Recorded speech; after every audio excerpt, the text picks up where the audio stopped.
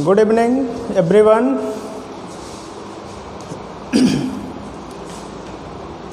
Good evening, all of you. Good evening. जल्दी से सब लोग लाइव आ जाओ और क्लास को स्टार्ट किया जाए। आरबी क्लासेस के यूट्यूब चैनल पर आप सभी का स्वागत है।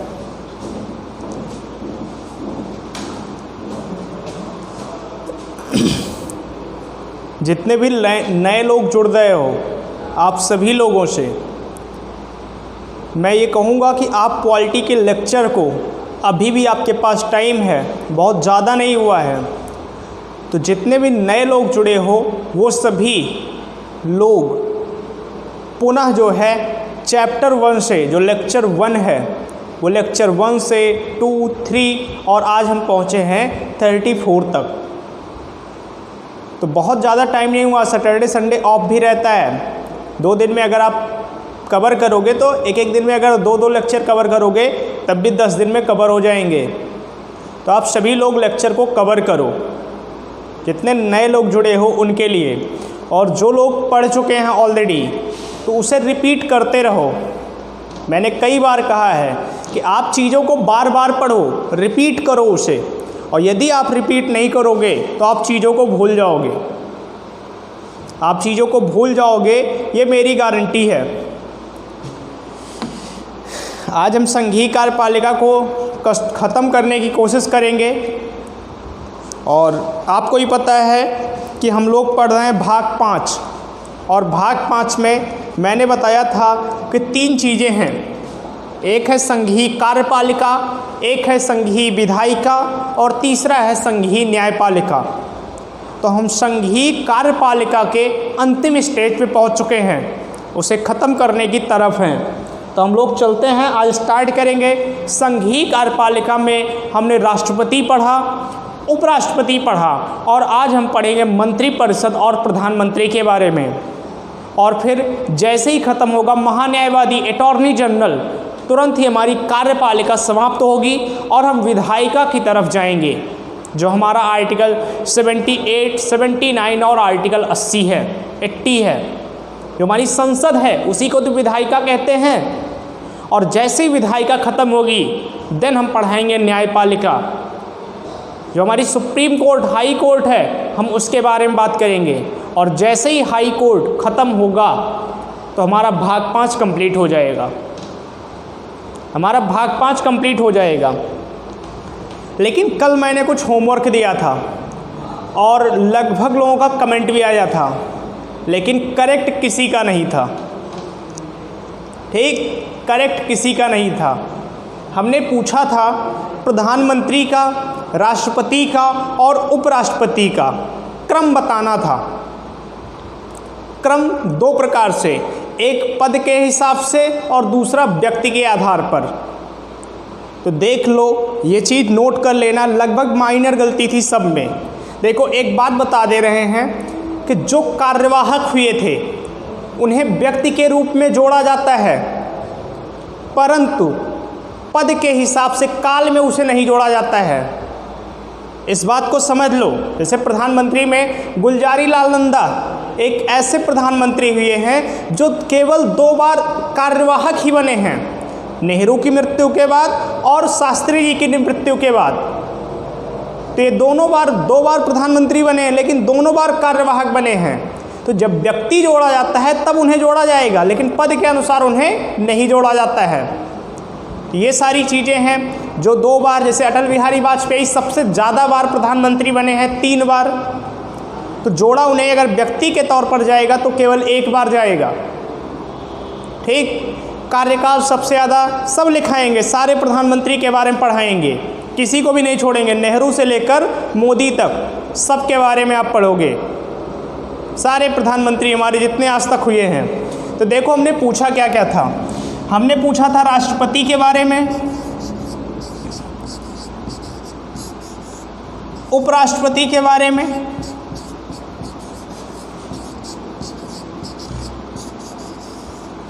और तीसरा हमने पूछा था प्रधानमंत्री के बारे में।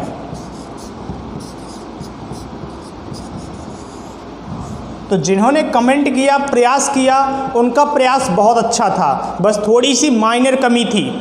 देखो, अगर प्रधानमंत्री राष्ट्रपति में बात करें तो हमने कहा क्या, पद के आधार पर। एक होता है पद के आधार पर, दूसरा हमने कहा व्यक्ति के आधार पर।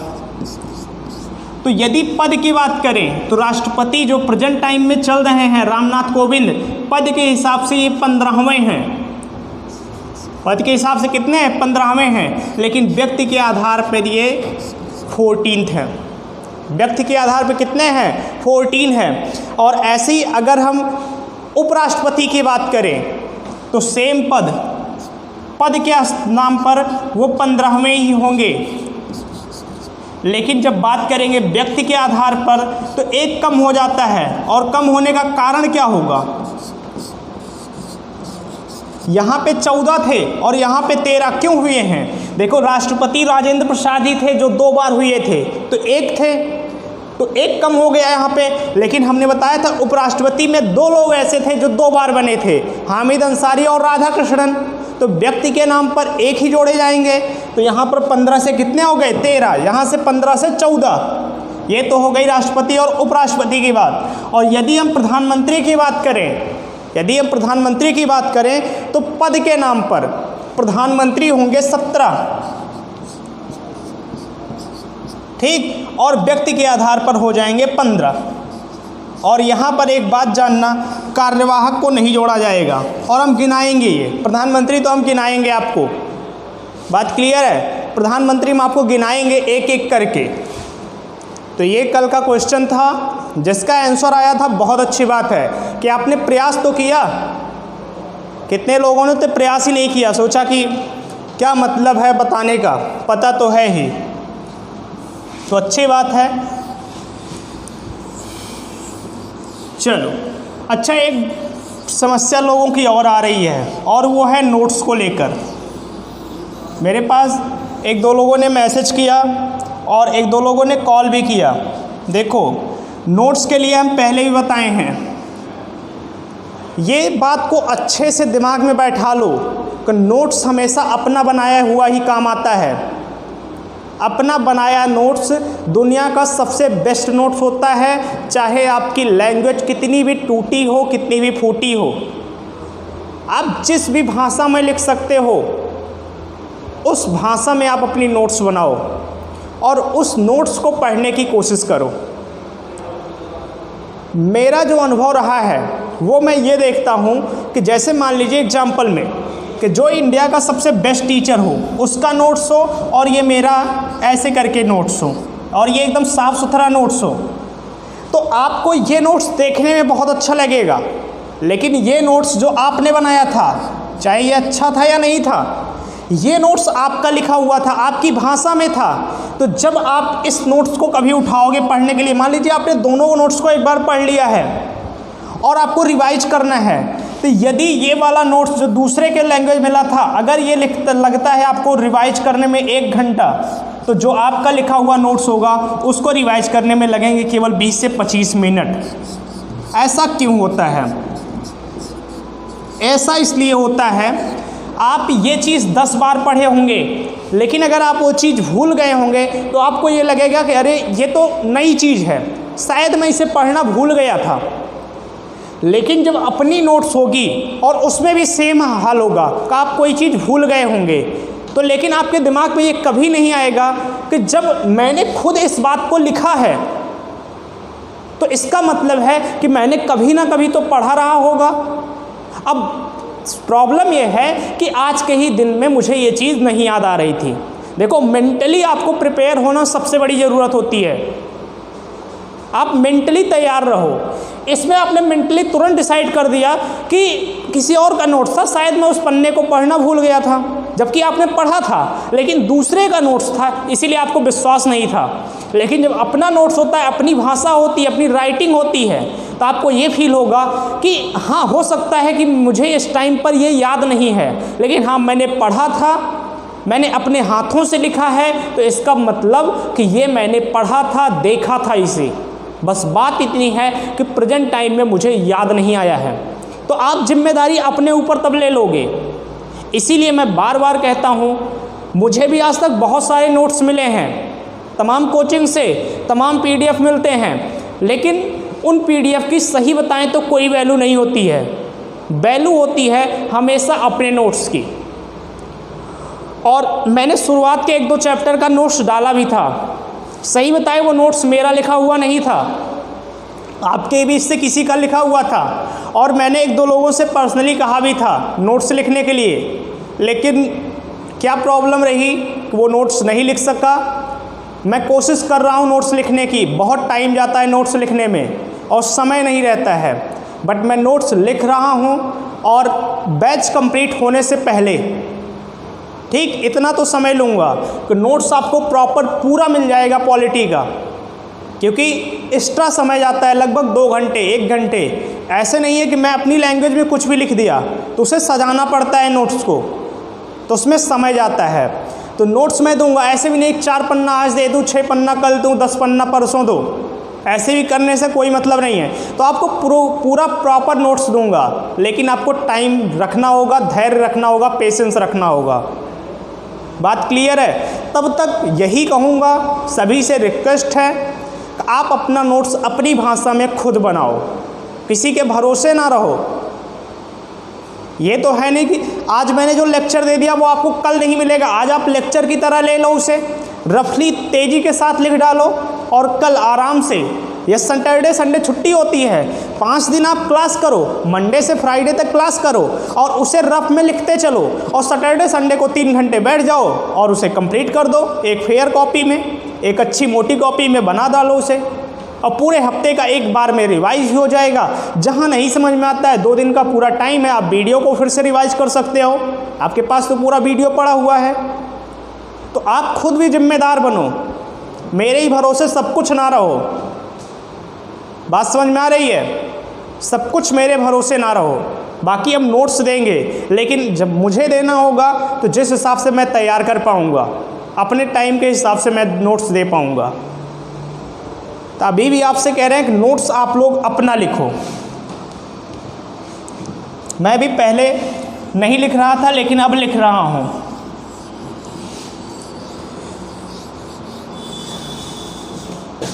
चलिए हम लोग आज स्टार्ट करेंगे मंत्रिपरिषद के बारे में।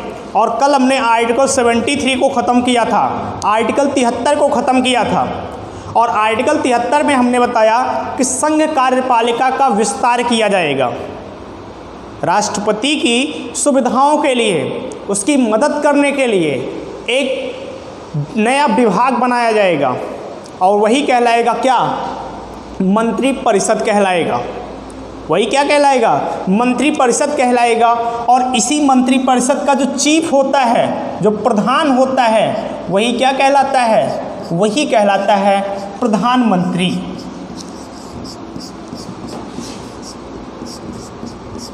एक बात जान लो कि प्रधानमंत्री का और उप प्रधानमंत्री का ऐसा कोई पद संविधान में कहीं भी इसका कोई जिक्र नहीं है। इस बात को अच्छे से सुन लो कि प्रधानमंत्री नामक पद का या उप प्रधानमंत्री नामक पद का पूरे संविधान में कहीं कोई जिक्र नहीं है। बात क्लियर है? वहाँ पर मंत्रिपरिषद लिखा गया है और कहा गया है कि मंत्रिपरिषद का एक मुखिया होगा, जिसे हम लोग क्या कहते हैं, आम भाषा में कहा जाता है प्रधानमंत्री या प्राइम मिनिस्टर। और ऐसे ही एक उप प्रधानमंत्री हुआ करते थे। उप प्रधानमंत्री भी हम पढ़ा देंगे। आपको पता होगा कि शुरुआत में उप प्रधानमंत्री बनाना एक मजबूरी थी। सरदार पटेल को एक पद देना था, लेकिन वो पद नेहरू से नीचे होना था, तो एक पद बनाया गया था सरदार पटेल जी के लिए, और वही थे भारत के पहले उप प्रधानमंत्री। और कुल आज तक 8 उप प्रधानमंत्री हो चुके हैं। टोटल कितने उप प्रधानमंत्री हुए हैं? 8 उप प्रधानमंत्री हो चुके हैं, 8। और पूछा जाता है, या तो पहले का पूछा जाता है या अंतिम कौन हुआ था, तो वो थे लाल कृष्ण आडवाणी।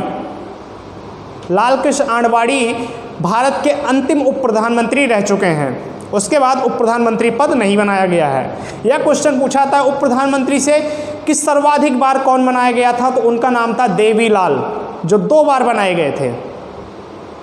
बस इतने क्वेश्चन आते हैं उप प्रधानमंत्री से। पहला, अंतिम और सबसे ज़्यादा बार तो लिखाएंगे, इस बात को परेशान मत होना। देवीलाल, अंबिका चरण चौधरी, इन सब के बारे में आपको थोड़ा थोड़ा बता देंगे। तो देखिए यहाँ पर बात हो रही है मंत्रिपरिषद की, और हमने बताया कि मंत्रिपरिषद का ही जो प्रधान होगा वो क्या कहलाएगा? प्रधानमंत्री कहलाएगा। यहाँ तक बातें क्लियर हैं? यहाँ तक बातें क्लियर हैं? अब देखो, मंत्रिपरिषद जो होती है, आप जानते होंगे मंत्रिपरिषद कुल 3 प्रकार की होती है। मंत्रिपरिषद में जो कैबिनेट होती है, इसी को क्या कहते हैं? कैबिनेट। तो जो मंत्रिपरिषद होती है वो कुल 3 प्रकार से होती है। कितने प्रकार से होती है? 3 प्रकार से होती है। और आर्टिकल 74 में यही बताया गया है। जो आर्टिकल 74 है वहाँ पर मंत्रिपरिषद के बारे में ही बताया गया है। और आर्टिकल 74 कहता ही यही है कि राष्ट्रपति की सलाह व सहायता देने के लिए, राष्ट्रपति को सलाह व सहायता देने के लिए एक विभाग का गठन किया जाएगा जो मंत्रिपरिषद कहलाता है, जिसका प्रधान एक होगा, जिसे हम लोग क्या कहते हैं? प्रधानमंत्री कहते हैं। यही है आर्टिकल 74। तो सबसे पहला काम करिए, आर्टिकल 74 हेडिंग डालिए। देखिए आर्टिकल 74, तब मंत्रिपरिषद के प्रकार बताते हैं। पहले लिखिए आर्टिकल 74, आपने हेडिंग डाला होगा मंत्रिपरिषद, या संघीय मंत्रिपरिषद, या संघ सरकार की मंत्रिपरिषद, जैसा भी आप लिखो।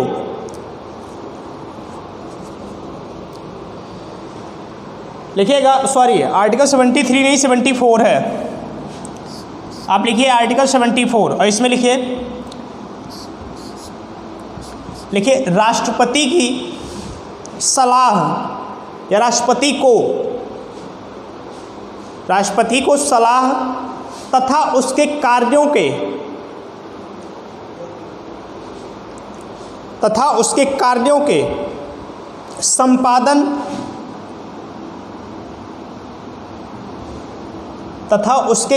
के संपादन हेतु एक मंत्रिपरिषद होती है, या एक मंत्रिपरिषद होगा। हेतु एक मंत्रिपरिषद होगा जिसका प्रधानमंत्री कहलाता है। प्रधान मतलब मुखिया, जो चीफ होगा। तो प्रधान की जगह आप मुखिया भी लिख सकते हो। जिसका मुखिया प्रधानमंत्री कहलाता है। कहलाता है कि मतलब क्या हो गया कि प्रेजेंट टाइम में उसके मुखिया को प्रधानमंत्री कहा जाता है। बात क्लियर है? आर्टिकल 74 यही कहता है कि राष्ट्रपति की सहायता के लिए, राष्ट्रपति की सहायता मतलब आर्टिकल 73 में यही तो कहा गया था कि संघ कार्यपालिका का विस्तार किया जाएगा। तो विस्तार की जरूरत क्यों पड़ेगी? क्योंकि राष्ट्रपति को क्या चाहिए? सहायता चाहिए। अकेले राष्ट्रपति काम नहीं कर पाएगा, राष्ट्रपति को सहायता चाहिए। और क्या चाहिए राष्ट्रपति को? राष्ट्रपति को एडवाइस चाहिए, सलाह चाहिए।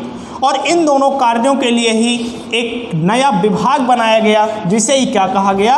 मंत्रिपरिषद कहा गया। क्या कहा गया? मंत्रिपरिषद कहा गया। ठीक, अब आप लिखिएगा मंत्रिपरिषद के प्रकार। 3 टाइप की मंत्रिपरिषद होती है।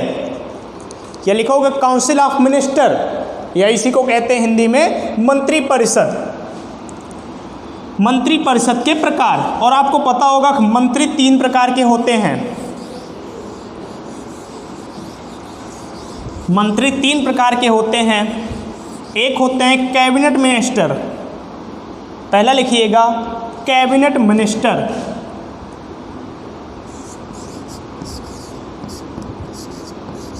Cabinet minister. दूसरा लिखिएगा स्टेट मिनिस्टर। State minister. और तीसरा होता है इंडिपेंडेंट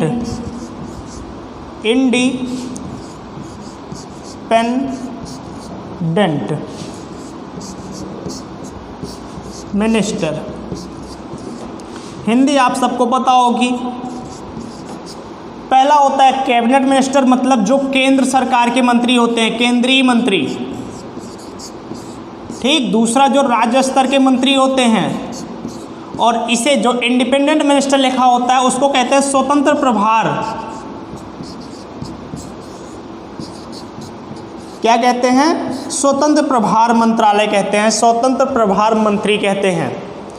अब आपको पता होगा कि जो कैबिनेट मिनिस्टर होते हैं इनकी सहायता के लिए कुछ स्टेट मिनिस्टर बनाए जाते हैं। जैसे एक रक्षा मंत्री हैं और एक क्या होते हैं? राज्य रक्षा मंत्री होते हैं।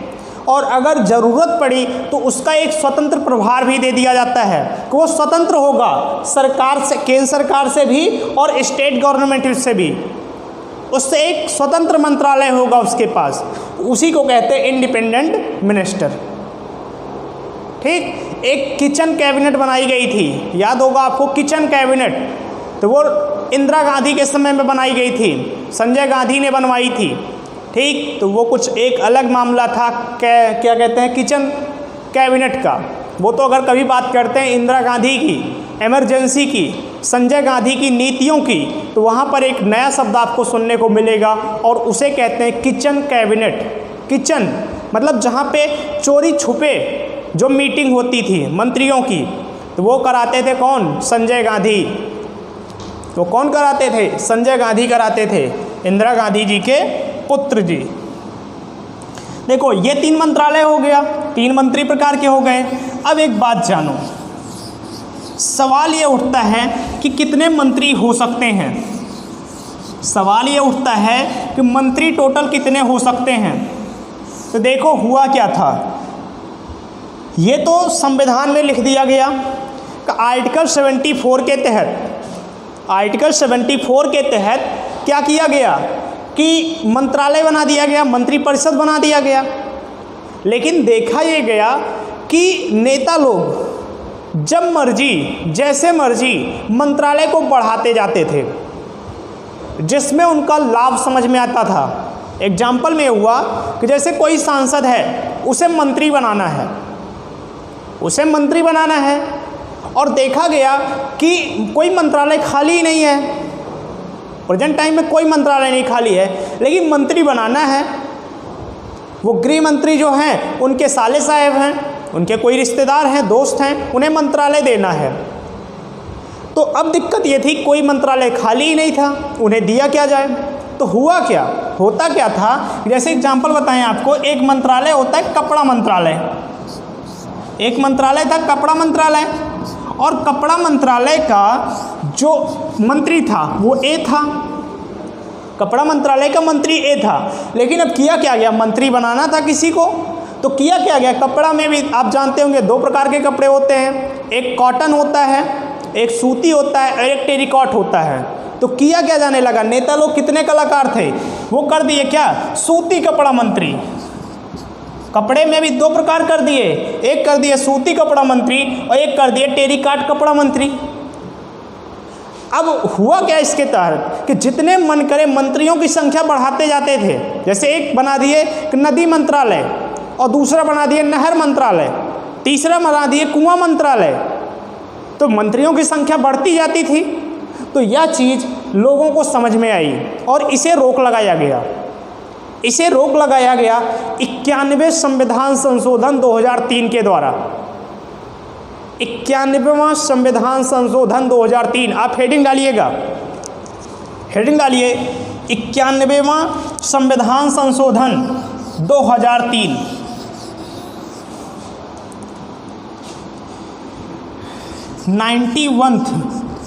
CAA 2003। ठीक, एक संविधान संशोधन हुआ जिसे कहते हैं 91वां संविधान संशोधन, और वो हुआ कब, 2003 में। और उस टाइम ये कहा गया कि कुल मंत्रियों की संख्या, कुल मंत्रियों की संख्या, कुल मंत्रियों की संख्या ब्रैकेट में लिख लेना, प्रधानमंत्री को लेकर, मतलब पीएम को लेकर, पीएम भी एक मंत्री ही है, पीएम को लेकर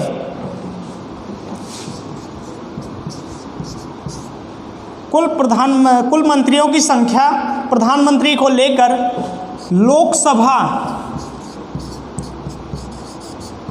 लोकसभा के कुल सदस्यों के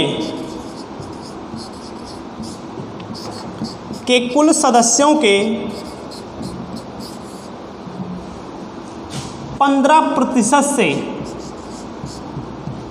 अधिक नहीं हो सकती। इस बात को लिख लो, फिर समझाएं इसे।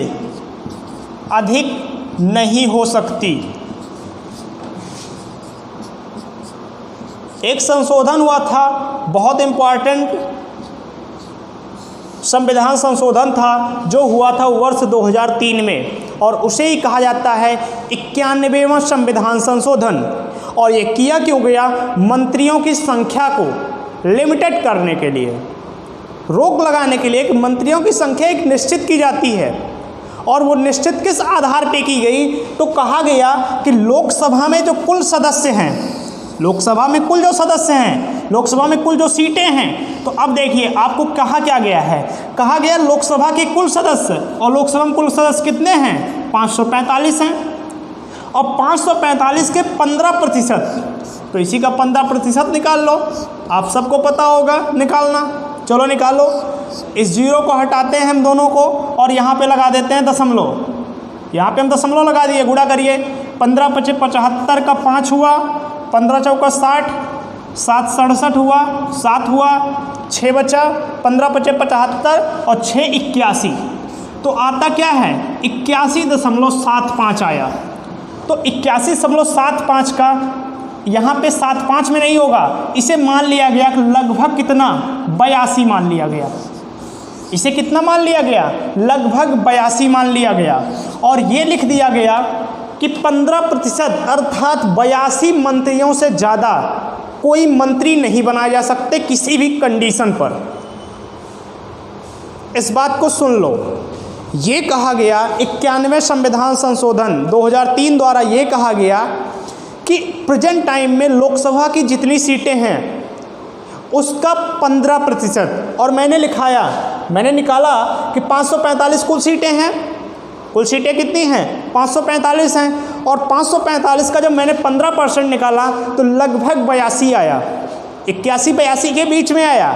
तो सीधे सीधे कहा गया संविधान में एक संशोधन के द्वारा कि किसी भी कीमत पर मंत्रियों की कुल संख्या 81 से 82 से ज़्यादा नहीं हो सकती। कम भले हो, कमी होती भी है हमेशा, लेकिन ऐसा नहीं है कि आप 83 पहुँच जाओगे, 84 पहुँच जाओगे, 85 पहुँच जाओगे। और ये तब होगा जब लोकसभा की सीटें बढ़ेंगी।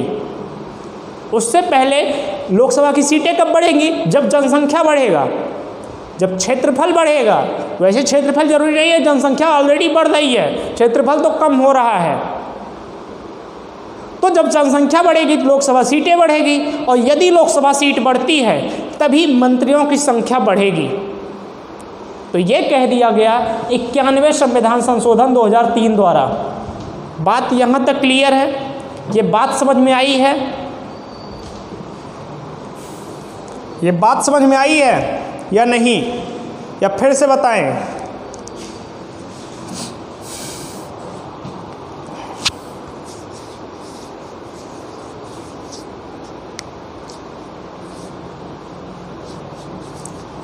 ठीक, अब देखो बहुत आसान सा है, मैंने यही बताया है। 91वें संविधान संशोधन 2003 द्वारा मंत्रियों की कुल संख्या को सीमित कर दिया गया और कहा गया कि इससे अधिक मंत्री नहीं हो सकते। किससे अधिक? तो कहा यह गया कि जो लोकसभा की प्रेजेंट टाइम में कुल सीटें हैं 545, इसी का आप 15% निकाल लो, जो कि आ रहा है लगभग 81-82 के बीच में। तो इससे अधिक मंत्री किसी कीमत पर कोई भी सरकार नियुक्त नहीं कर सकती, ऐसा कहा गया है भारतीय संविधान में। बात क्लियर है? और मैंने बताया तीनों मिनिस्ट्री के बारे में, तीनों मंत्रालय के बारे में। और एक पॉइंट करके आप लिख लीजिएगा, मंत्रालय से संबंधित एक पॉइंट करके लिख लीजिएगा। लिखिए कैबिनेट मंत्री, जो हमने पहला मंत्रालय बताया था कैबिनेट मंत्रालय, तो जो कैबिनेट के मंत्री होते हैं, जो केंद्रीय मंत्री होते हैं, उनके बारे में लिखिएगा। कैबिनेट मंत्री किसी भी सदन में बैठ सकते हैं। जो कैबिनेट मंत्री होंगे, मैं केवल कैबिनेट मंत्री की बात कर रहा हूं, कैबिनेट मंत्री किसी भी सदन में बैठ सकते हैं तथा उसे संबोधित कर सकते हैं। कौन? Cabinet minister. जितने कैबिनेट मिनिस्टर होंगे, जैसे एग्जाम्पल मान लीजिए कैबिनेट मिनिस्टर की बात करें, गृह मंत्री है, तो गृह मंत्री चाहे तो वो लोकसभा बैठे या फिर राज्यसभा में बैठे, जहां मन करे वहां बैठे, ठीक, जहां मन करे वहां चले जाएं। और वहां पर भी बैठने के साथ साथ वो तो बैठ भी सकते हैं और अगर बैठेंगे तो वहां संबोधन भी कर सकते हैं, मतलब कुछ बोल भी सकते हैं। जितने कैबिनेट मिनिस्टर होते हैं, लेकिन कंडीशन ये है कि यदि वोट देने की बात हुई, किसी वोटिंग में शामिल हुआ, तो वोटिंग में शामिल वहीं पर होंगे जो उनका अपना मंत्रालय होगा, अपना सदन होगा। मंत्रालय नहीं, जो अपना सदन होगा। जैसे एग्जाम्पल ये है कि मोदी जी लोकसभा के सदस्य हैं, लोकसभा के मिनिस्टर हैं, तो वो जा तो सकते हैं लोकसभा में भी और राज्यसभा में भी, लेकिन यदि वोटिंग देने की बात हुई, मत देने की बात हुई, तो किसी भी कीमत पर राज्यसभा में वोट नहीं दे सकते हैं। राज्यसभा में वोट केवल राज्यसभा के सदस्य देंगे। और राज्यसभा में मान लीजिए कोई मंत्री है, उन सदस्यों में से कोई मंत्री होगा, तो मंत्री जहां मन करे वहां जाके बैठ जाए, जहां मन करे जो बात चाहे वो बात को कह सकता है सदन में जाकर। लेकिन यदि वोटिंग देने की बात हुई तो वोटिंग हमेशा अपने घर में ही, कहने का मतलब है अपने सदन में ही देगा। तो आपने यही लिखा है कि कैबिनेट मंत्री लोकसभा व राज्यसभा दोनों में बैठ सकता है, वह संबोधन कर सकता है, परंतु वोटिंग का अधिकार, मतलब मत का अधिकार, उसे अपने ही सदन में होता है। इस बात को नोट करके लिख लेना। परंतु वोटिंग का अधिकार केवल तो केवल अपने ही सदन में होता है। अब एक बात बताओ, प्रधानमंत्री के बारे में एक सवाल आया है। प्रधानमंत्री किस सदन का होना अनिवार्य होता है, लोकसभा का या राज्यसभा का? प्रधानमंत्री को किस सदन का सदस्य होना अनिवार्य होता है, लोकसभा का या राज्यसभा का? ये पहला क्वेश्चन है, यही आपका आज का होमवर्क है। और दोनों में से एक होगा या कि दोनों होगा, आपको ये लिखना है। और दूसरा ये है, तू बैठता कहाँ पर है? क्वेश्चन को फिर से ध्यान से सुन लो। क्वेश्चन आपका आज का ये है कि प्रधानमंत्री किस सदन का होना अनिवार्य होता है? ऑप्शन है लोकसभा, राज्यसभा, लोकसभा और राज्यसभा दोनों, या फिर इनमें से कोई नहीं। और दूसरा क्वेश्चन है कि प्रधानमंत्री हमेशा किस सदन में बैठता है, लोकसभा में, राज्यसभा में, लोकसभा तथा राज्यसभा दोनों में, या इनमें से कोई नहीं। दो क्वेश्चन है आपके लिए, ये आपके दो क्वेश्चन हैं। और अगली हेडिंग डालिए आर्टिकल 75। क्वेश्चन दोनों बहुत अच्छे हैं। किस सदन का होना अनिवार्य होता है? पहली बात, 4 ऑप्शन मैंने बता दिए हैं। और यदि प्रधानमंत्री कोई है तो वो हमेशा बैठता कहाँ पर है, ये पूछा है मैंने। 4 ऑप्शन उसके ही बताए हैं। हेडिंग डालिए आर्टिकल 75। आर्टिकल 75, आर्टिकल 75, हेडिंग डालिए आर्टिकल 75। और आर्टिकल 75 में क्या कहा गया है? प्रधानमंत्री के बारे में। जो मुखिया होगा उसके बारे में कहा गया है। ठीक, आर्टिकल 75 में प्रधानमंत्री के बारे में कहा गया है। और एक लाइन में इसे बनाएंगे हम ग्राफ के द्वारा। आपके लाइन में पूरी कॉपी में जगह होगी तो आप एक ऐसे लाइन खींचिएगा, ऐसे नीचे लाइन खींचिएगा, और इससे संबंधित जो भी पॉइंट होंगे वो मैं लिखते चलूँगा। आपको ऐसे ही लिखना है, देखिएगा, अच्छा भी लगेगा देखने में भी।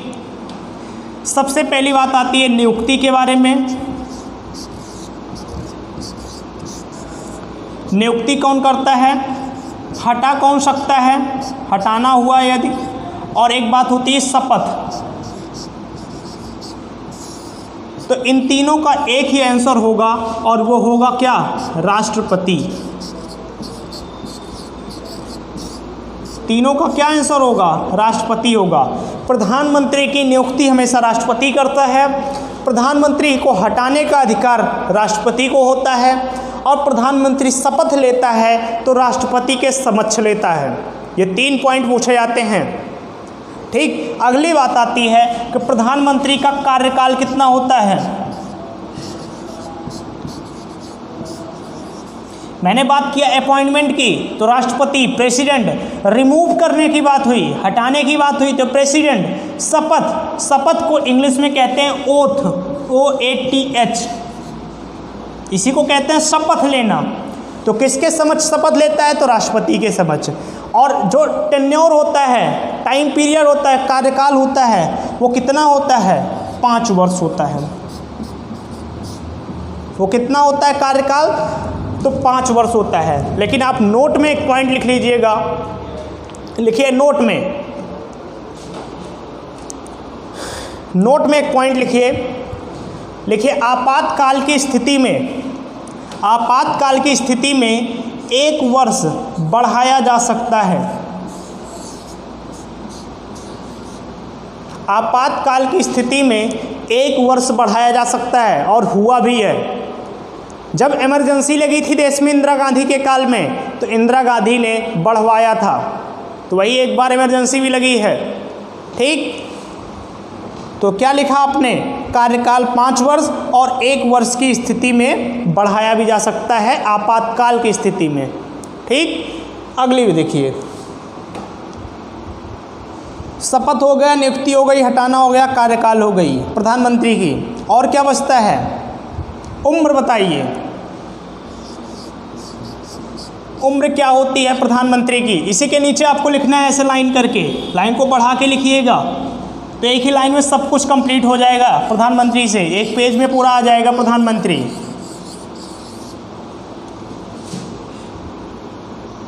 हमने पूछा उम्र,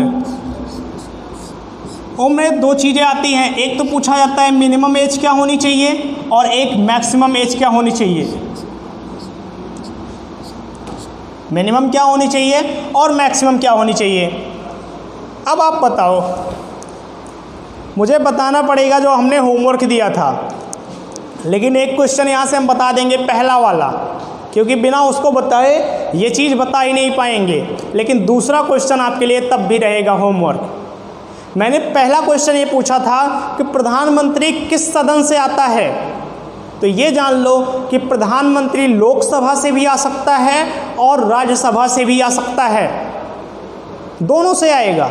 तो मैंने पूछा था ना कि प्रधानमंत्री किस सदन से होकर आ सकता है, प्रधानमंत्री बनने के लिए क्या लोकसभा जरूरी है या केवल राज्यसभा का सदस्य होना चाहिए, तो दोनों में से कोई भी सदस्य हो तो उसे प्रधानमंत्री बनाया जा सकता है। ठीक, यहाँ तक है कि अगर सदस्य ना हो तब भी बनाया जा सकता है, तो उसे 6 महीने के अंदर पुनः जो है बनना होगा। ऐसा भी उदाहरण आपके सामने आएगा। तो ये बात आती है, और आपको अब तक यही सुनने होंगे, यही जानते हो कि प्रधानमंत्री बनने के लिए मिनिमम एज 25 वर्ष होनी चाहिए। मिनिमम एज क्या होनी चाहिए, 25 वर्ष होनी चाहिए। लेकिन हम ये कहेंगे कि भैया 25 भी होती है और 30 भी होती है, तो आप कहोगे कि ये कैसे होता है। हम ये कहते हैं कि मिनिमम एज 25 वर्ष भी होनी चाहिए और 30 वर्ष भी होनी चाहिए। अब कहोगे ऐसा क्यों होता है, हमने तो आज तक 25 वर्ष ही पढ़ा है। तो देखिए हम प्रूफ करते हैं। यदि प्रधानमंत्री लोकसभा से जाएगा, यदि प्रधानमंत्री लोकसभा से जाएगा तो प्रधानमंत्री की एज क्या होनी चाहिए, 25 वर्ष का होना चाहिए।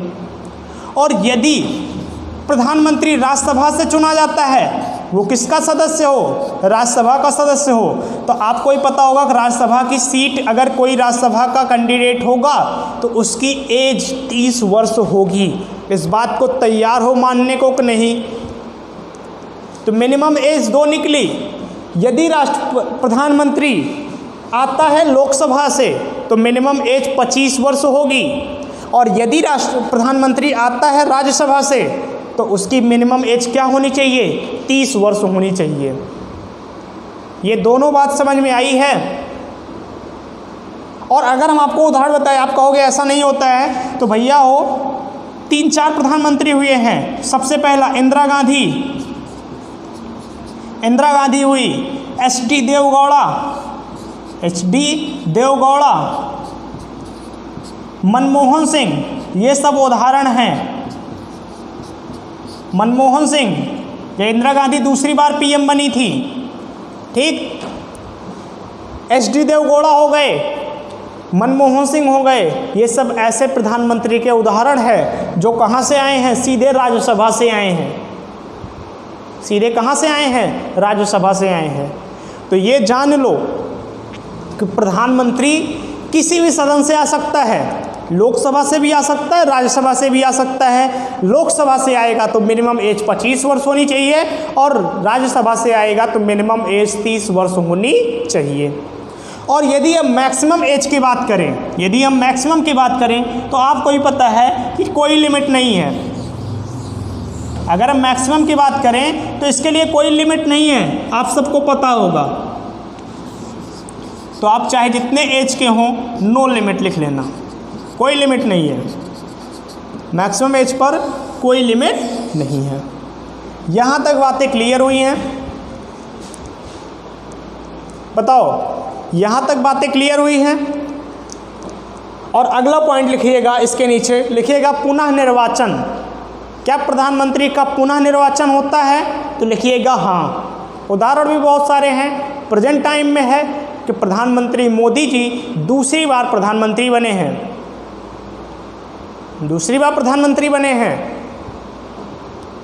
ये क्या कहते हैं? पंडित जवाहरलाल नेहरू। अगर संविधान सभा द्वारा देखा जाए तो 2 बार संविधान सभा द्वारा बनाए गए थे और 3 बार चुनकर बनाए गए थे, तो 5 बार प्रधानमंत्री बने हैं नेहरू जी। 47 से लेकर 64 तक नेहरू का शासन था। वही हम समकालीन भारत कहते हैं, उसी को हम लोग क्या कहते हैं? समकालीन भारत, आज़ादी के बाद का भारत। तो चाहे जितनी बार हो सकता है, तो आप ये लिख लीजिएगा पुनः निर्वाचन तो मान्य है, ठीक। चलिए अगली हेडिंग डालिए, योग्यता तथा अर्हताएं। इसी में है आर्टिकल 75 में, ये सारा प्रधानमंत्री, और कहीं आर्टिकल नहीं जाना है, इसी आर्टिकल 75 में ही, इसी के नीचे लाइन करके लिखिएगा योग्यता तथा अर्हताएं, जो एलिजिबिलिटी और क्वालिफिकेशन प्रधानमंत्री की क्या होनी चाहिए। देखो, मैंने ये तो बता दिया कि किसी भी सदन का होना चाहिए, लेकिन मेरा एक क्वेश्चन अब भी बचा हुआ है, और वो क्वेश्चन क्या है कि यदि वो किसी भी सदन का हुआ तो बैठेगा कहाँ पर? वो प्रधानमंत्री हमेशा बैठता कहाँ है? लोकसभा में, राज्यसभा में, या दोनों में? जो लोकसभा राज्यसभा की कार्रवाई भी देखा होगा वो आंसर दे ले जाएगा कि प्रधानमंत्री बैठता कहाँ है। प्रधानमंत्री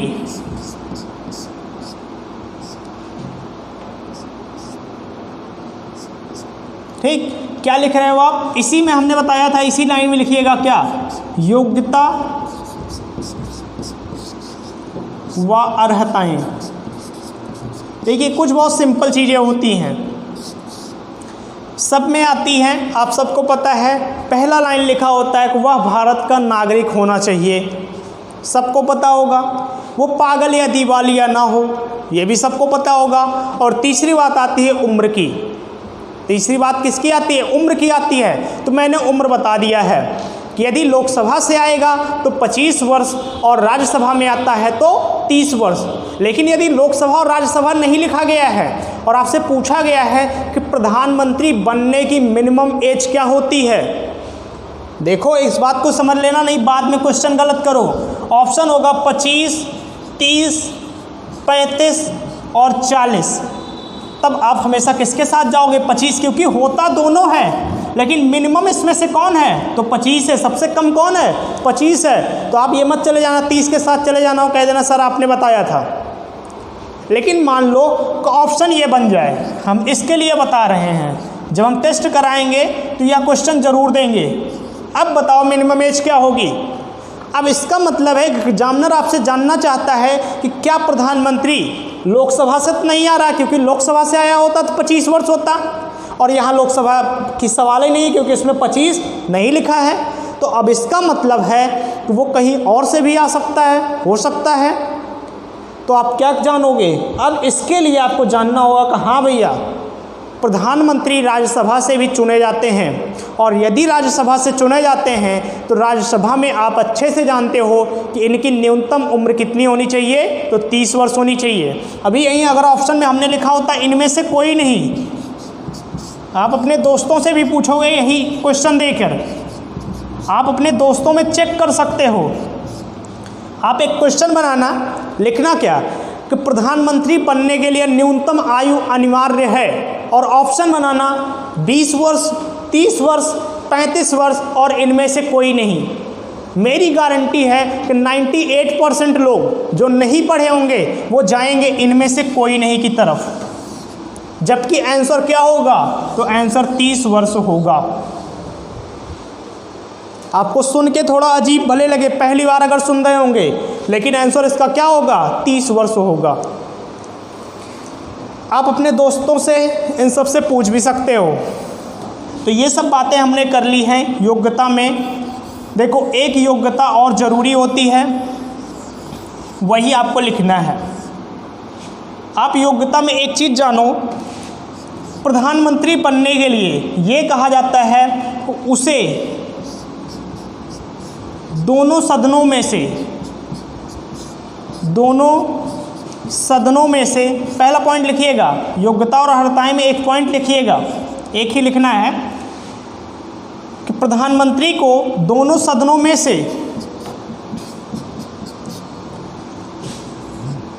किसी एक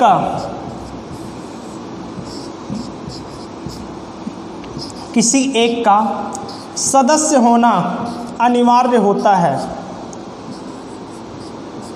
सदस्य होना अनिवार्य।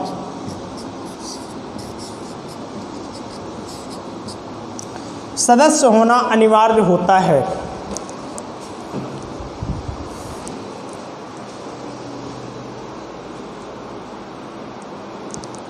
सदस्य होना अनिवार्य होता है। और अगला पॉइंट करिए इसी लाइन में बदलकर,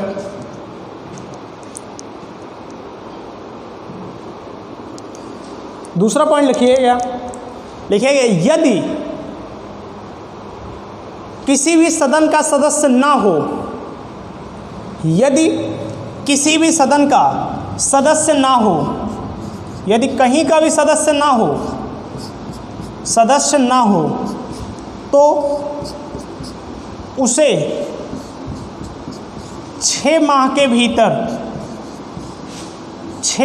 भीतर सदस्यता लेनी अनिवार्य होती है। सदस्यता लेनी अनिवार्य होती है।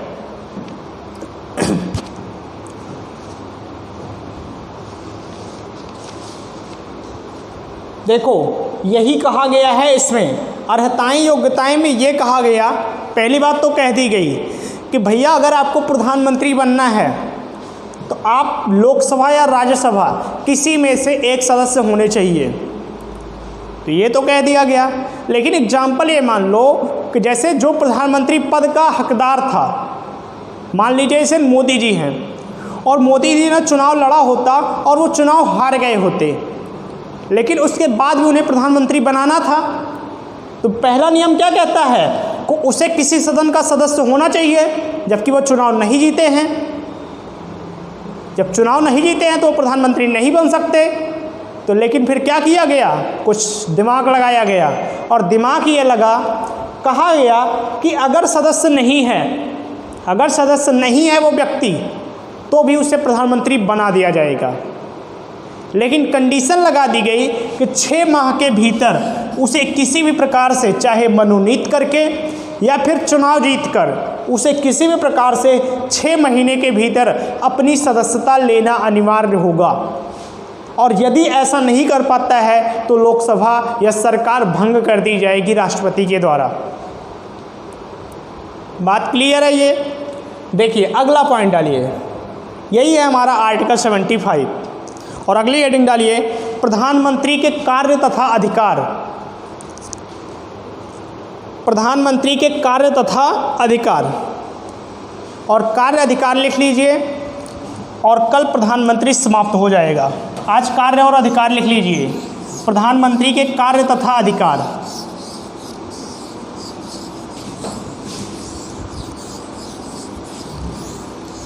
हेडिंग डालिएगा, प्रधानमंत्री के कार्य तथा अधिकार।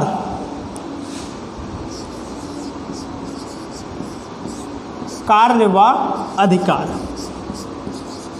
कुछ अधिकार कार्य तो ऐसे हैं जो आप सबको पता होंगे, और जो उसमें से पूछा जो जाता है जो सबसे ज़्यादा, वो आर्टिकल 78 पूछा जाता है, आर्टिकल 78 पूछा जाता है, आर्टिकल 85 पूछा जाता है। 2 आर्टिकल पूछे जाते हैं इससे संबंधित। बाकी चीज़ें हम लिखा दे रहे हैं। पहला कार्य लिखिए, इसका पहला कार्य लिखिए मंत्रिपरिषद का नेता। पहले लिखिएगा मंत्रिपरिषद का नेता या मंत्रिपरिषद का प्रमुख।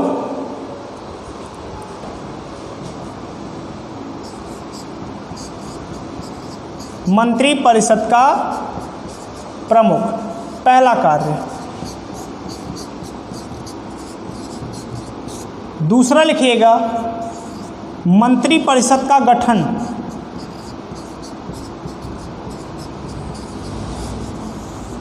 मंत्रिपरिषद का गठन। तीसरा पॉइंट लिखिएगा मंत्रिपरिषद का विस्तार।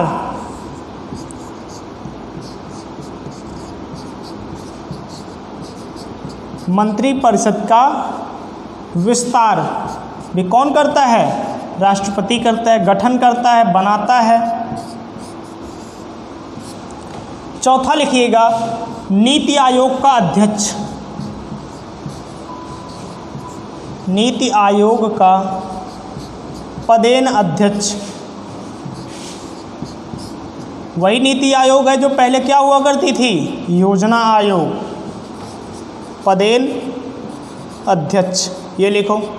फिर अगला लिखिएगा विदेश नीतियों का निर्धारण कौन करता है? प्रधानमंत्री करता है। विदेश नीतियों का निर्धारण, ये भी किसका कार्य है? प्रधानमंत्री का कार्य है। और कार्यों में लिखना होगा तो आप लिख सकते हो मंत्रिपरिषद के या मंत्रियों की मीटिंग की अध्यक्षता कौन करता है? तो वो भी प्रधानमंत्री ही करता है। आपका लिखना हो तो लिख लीजिएगा। अगला मंत्रिमंडल के बैठकों की अध्यक्षता, ये नोट करिएगा फिर इरेज करें। और जो अंतिम 2 लिखाएंगे वही इम्पॉर्टेंट है। छठा करके आप लिख लीजिएगा बैठकों की अध्यक्षता। बैठकों की अध्यक्षता, ये भी कौन करता है? तो हमारा प्रधानमंत्री करता है। इम्पॉर्टेंट होगा 7वां और 8वां।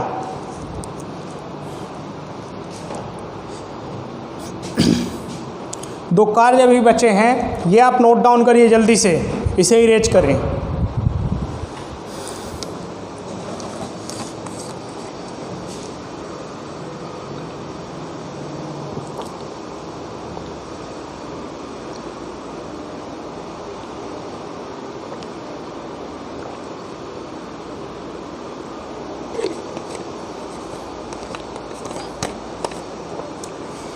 नोट हो गया। अगला कार्य लिखो और इसे इम्पॉर्टेंट लगाना। जो अगला कार्य होगा यही इम्पॉर्टेंट लगाना, लगभग यही पूछा जाता है एग्जामों में। अगर प्रधानमंत्री के कार्य और शक्तियाँ पूछी गई तो हमेशा 2 आर्टिकल पूछे जाते हैं।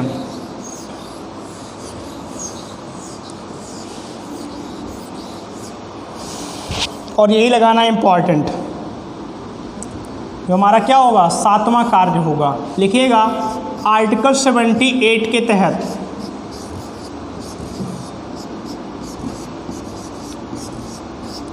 आर्टिकल 78 के तहत राष्ट्रपति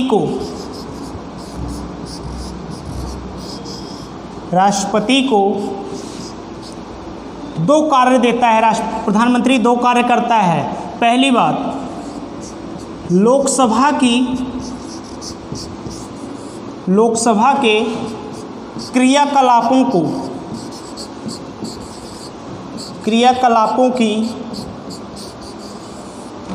जानकारी देता है या जानकारी देना अनिवार्य होता है। जानकारी देना अनिवार्य होता है।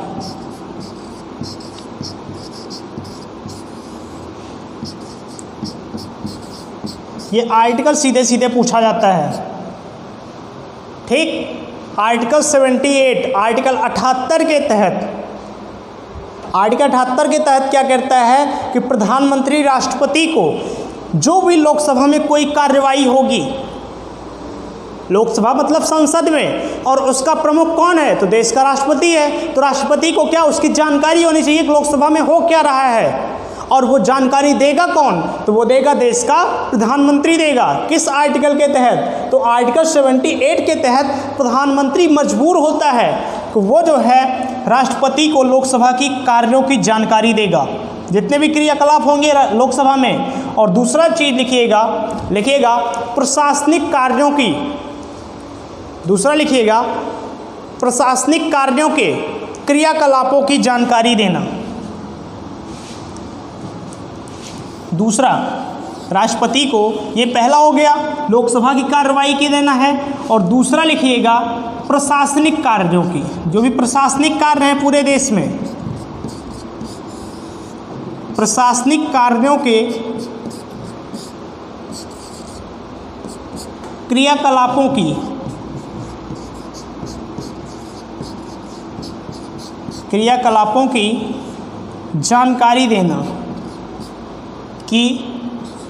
जानकारी देना अनिवार्य होता है।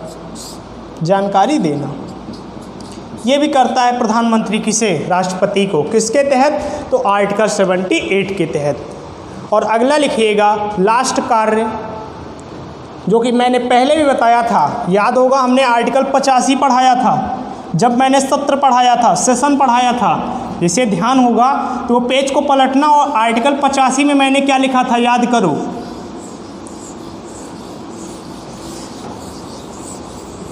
हमने आर्टिकल 85 पढ़ाया था, इसका 8वां कार्य है प्रधानमंत्री का। और 8वें कार्य में आर्टिकल 85 में जो हमने किसके बारे में पढ़ाया था, सत्र के बारे में पढ़ाया था, याद करो, जो विधायी शक्ति पढ़ाए थे राष्ट्रपति की। और सत्र में मैंने एक बात बताई थी, याद होगा, तो मैंने बताया था विघटन। क्या बताया था, विघटन। विघटन किसका, लोकसभा का। विघटन मतलब भंग करना, सस्पेंड कर देना, किसे, लोकसभा को। तो मैंने बताया था क्या, आर्टिकल 85 के तहत प्रधानमंत्री, लिखोगे कार्य लिख रहे हो ना, प्रधानमंत्री राष्ट्रपति को, ये हम पहले भी लिखवा चुके हैं, राष्ट्रपति को लोकसभा भंग करने की, लोकसभा भंग करने की सिफारिश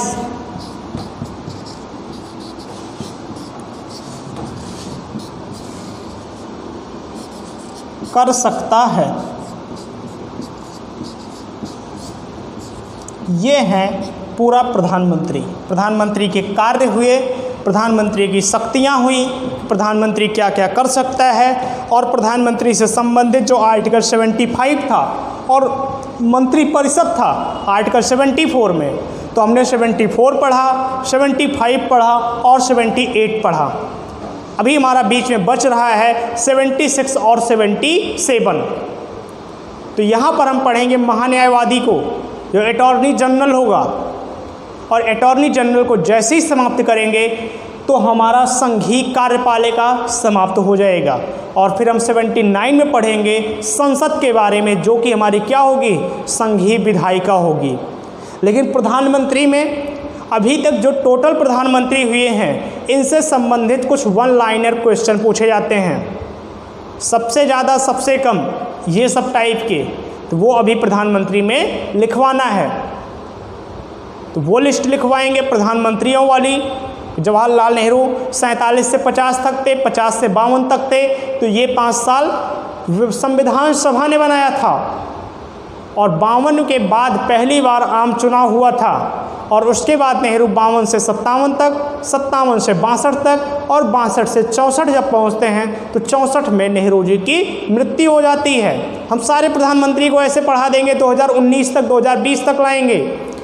फिर 14 से 15 दिनों के लिए गुलजारी लाल नंदा पीएम बनेंगे और गुलजारी लाल नंदा के बाद लाल बहादुर शास्त्री प्रधानमंत्री बनेंगे 64 से लेकर 66 तक। और 66 में लाल बहादुर शास्त्री की मृत्यु हो जाती है। और क्वेश्चन पूछा जाता है कि भारत का एकमात्र प्रधानमंत्री जिसकी मृत्यु भारत के बाहर हुई थी तो वो थे लाल बहादुर शास्त्री। और मृत्यु हुई थी ताशकंद में, जो कि प्रेजेंट टाइम में उज्बेकिस्तान का हिस्सा है, उज्बेकिस्तान का एक शहर है। तो वहाँ पर हुई थी लाल बहादुर शास्त्री की मृत्यु। और लाल बहादुर शास्त्री की मृत्यु के बाद 5 से 6 दिनों के लिए गुलजारी लाल नंदा फिर से पीएम बनाए जाते हैं। और गुलजारी लाल नंदा के बाद फिर बनती हैं देश की प्रथम महिला प्रधानमंत्री इंदिरा गांधी। तो हम सब के बारे में बात करेंगे। इंदिरा गांधी के बाद आएंगे मोरारजी देसाई, जो पहले गैर कांग्रेसी प्रधानमंत्री होंगे। फिर उसके बाद देखेंगे, हम पढ़ेंगे चौधरी चरण सिंह के बारे में। फिर इंदिरा गांधी आ जाएंगे, तो ये सब हम पढ़ेंगे। चंद्रशेखर आएंगे, विश्वनाथ आएंगे, ठीक, पीवी नरसिम्हा राव आएंगे, बीच में राजीव गांधी भी आएंगे। अटल बिहारी वाजपेयी 3 बार आएंगे, प्रधानमंत्री बनेंगे। एक बार 13 दिन के लिए, दूसरी बार 13 महीने के लिए और तीसरी बार 1999 में आएंगे तो 2004 तक रहेंगे। और 2004 में आएंगे मनमोहन सिंह 2004 से 9 तक और 2009 से 2014 तक। 2 बार 2 कार्यकाल पूरा करेंगे 10 सालों तक मनमोहन सिंह। और 2014 में आ जाएगी बीजेपी सरकार और बनेंगे मोदी जी प्रधानमंत्री। और 2014 से 2019 और 2019 से प्रेजेंट टाइम में देश के प्रधानमंत्री हैं नरेंद्र मोदी। तो कल हम 47 से लेकर 2020 तक जितने भी प्रधानमंत्री हुए हैं उन सबको कंप्लीट करेंगे। ठीक, तो आज का वीडियो बस यहीं तक है और प्रधानमंत्री यहाँ पर समाप्त होता है। तो हम कल फिर मिलेंगे इसी टाइम पर। तब तक गुड नाइट, टेक केयर।